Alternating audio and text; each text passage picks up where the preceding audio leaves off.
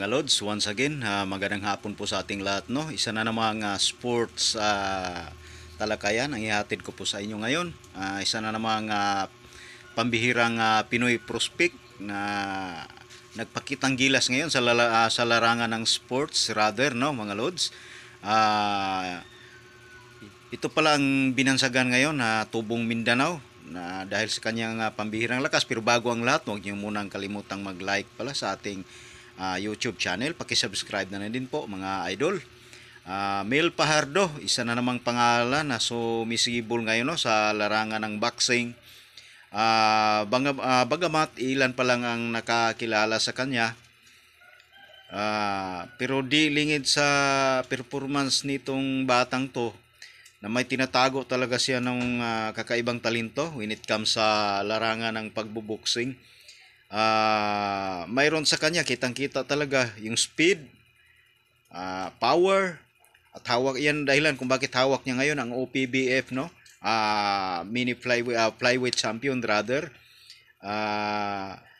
Buong kartada pala nito is 11 wins, only 1 defeat, and then 2 draws.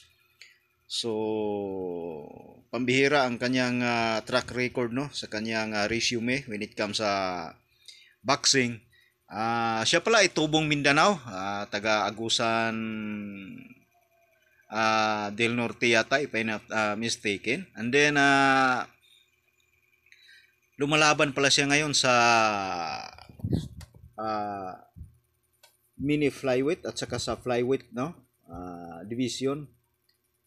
Matutunghayan na sa kanyang unang debut fight sa flyweight, nakakasagupa po niya ang pambato at ni basta-bastang boksingero na pambato po ng China, no? At yan ang laban na yan kung bakit siya nakikilala na ngayon. Unti-unti na siya nakikilala, no, sa buong mundo kasi nga nagpakita dito na discover ng kanyang ang kanyang kakaibang lakas. Bagamat tahimik lang tao na to, tahimik lang boksingirong ito, pero bigla na lang susungkab, bigla na lang susungkab sa kalaban na dala ang kanyang taglay na kakaibang lakas na parang ahas talaga na handang nakatuklaw ng isang monster, no? Yan si Mel Pajardo na binansagan na ngayong Pinoy assassin or Philippine assassin sa larangan ng sport sa boxing, no? Sana nga masuportahan ang batang to kasi batang-bata pa to, no?